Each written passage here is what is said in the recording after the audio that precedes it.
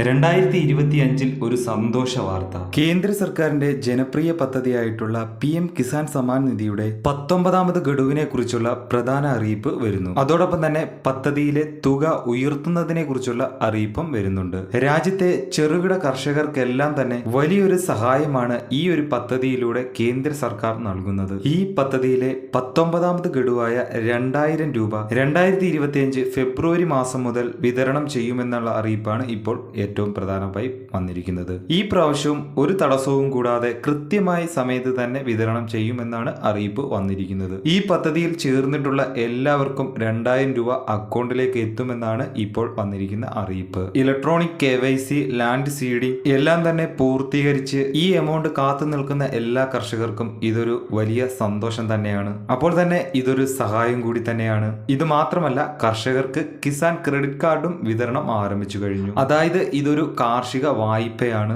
ഈ വായ്പ എടുക്കുന്ന കർഷകർക്ക് ഈടില്ലാതെ 2 ലക്ഷം രൂപയായിരിക്കും ലഭിക്കുന്നത്. കിസാൻ സമ്മാൻ നിധിയിൽ ഇതുവരെ അപേക്ഷിക്കാത്ത ആളുകൾക്ക് ഇപ്പോൾ ഓൺലൈനായി അപേക്ഷകൾ സമർപ്പിക്കാവുന്നതാണ്. കരമടച്ച രസീത് ഉണ്ടായിരിക്കണം. അക്ഷയ സെന്ററിൽ ഇതിന്റെ അവസരം ഉണ്ടാകുന്നതാണ്. അപ്പോൾ ഇതുപോലുള്ള ഇൻഫർമേഷൻ പെട്ടെന്ന് തന്നെ നിങ്ങളിലേക്ക് എത്തുവാൻ ഈ ചാനൽ സബ്സ്ക്രൈബ് ചെയ്യുക. അടുത്ത നല്ലൊരു വീഡിയോയിൽ കാണാം. Good bye.